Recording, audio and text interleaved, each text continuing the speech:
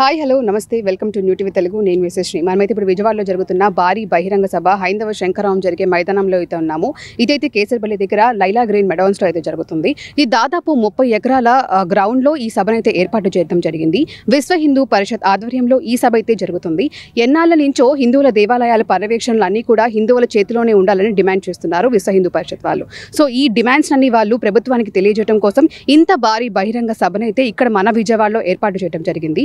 ఈ సభకి వివిధ ప్రాంతాల నుంచి హైందవ సభ ప్రతినిధులు రావటం జరుగుతుంది. వాళ్ళకి అన్ని ఏర్పాట్లు కూడా వీరు ఇక్కడ పూర్తి చేయడం జరిగింది. వచ్చే ప్రజలకు కానీ ఇక్కడ వాళ్ళు బస్సులు కానీ ట్రైన్లు కానీ అన్ని ఏర్పాటు చేయడం జరిగింది. ఇక్కడ చుట్టుపక్కల ఉండే ట్రాఫిక్ నియంత్రణ విషయంలో కానీ ట్రాఫిక్ సమస్యలు రాకుండా కానీ ఎక్కువ మంది వచ్చినా కూడా వాళ్ళకి సీటింగ్ కెపాసిటీ కానీ వాళ్ళ దగ్గర ఎలాంటి అవాంఛనీయ కార్యక్రమాలు జరగకుండా ఉండటం కోసం కూడా అన్ని చర్యలు ఇక్కడ పోలీస్ అధికారులు కానీ ఇక్కడ విశ్వ హిందూ పరిషత్ ఆధ్వర్యంలో జరిగే వాళ్ళు కానీ పర్యవేక్షిస్తూనే ఉన్నారు.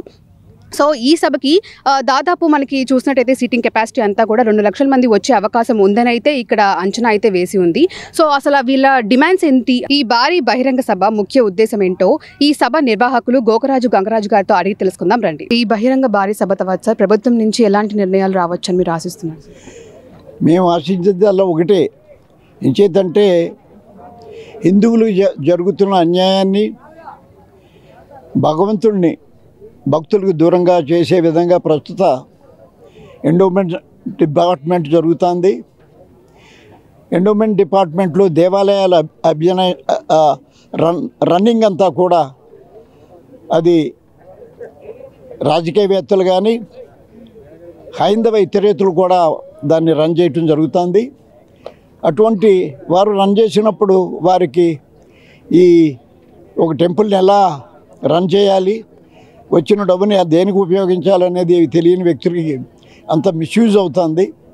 అంచేత అది భక్తులకే అప్పచెప్పాలి, స్వయం ప్రతిపత్తి ఇవ్వాలి, హిందువులకి దేవాలయాలు విముక్తి పొందాలి. ఎంచేతంటే 77 సంవత్సరాల మట్టి స్వతంత్రం వచ్చినా మరి హిందూ దేవాలయాలకు స్వతంత్రం రాలేదు, ప్రభుత్వం చేతుల్లోనే ఉండిపోయింది.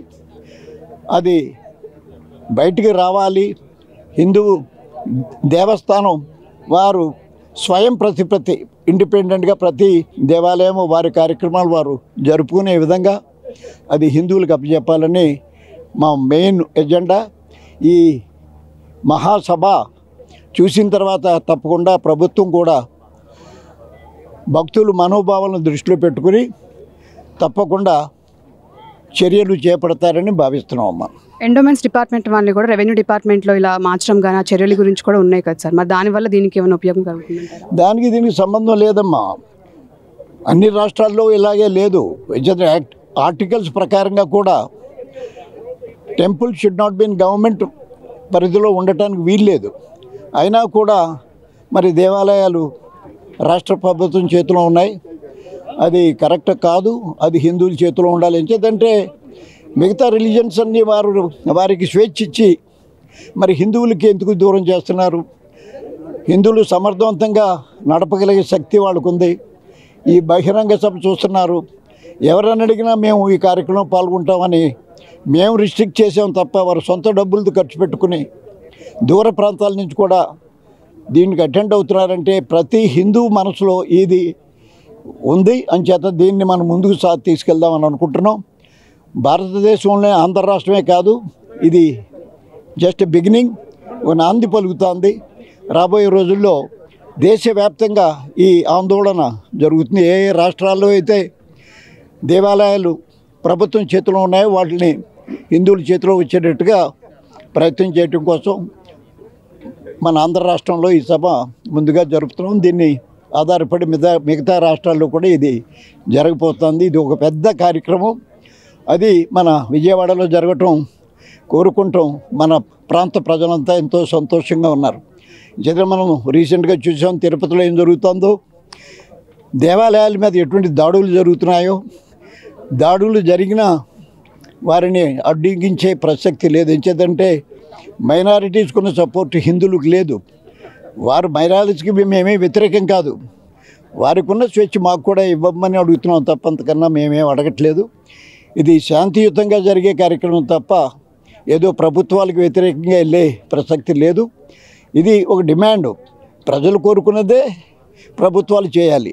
ఈ విధంగా ఈ అవేర్నెస్ వచ్చిన తర్వాత తప్పకుండా ప్రభుత్వాల్లో మార్పు ఉంటుందని నేను భావిస్తున్నానమ్మా. ఈ సభకి దాదాపు ఎంతమంది ప్రజలు హాజరవచ్చు సార్ అంచనా ప్రకారం? సుమారు మా ఎస్టిమేట్ 2 to 3 lakhs అని మాకు ఇంటెలిజెన్స్ రిపోర్ట్ను బట్టి సుమారు ఆ ప్రాంతానికి మొబిలైజ్ అవుతుందని మాకు తెలుస్తుంది. ఇంకా కూడా ఇన్ అండ్ అరౌండ్ వస్తే it maybe touching 2.5 to 3 lakhs touch చేస్తారని అనుకుంటున్నామమ్మా.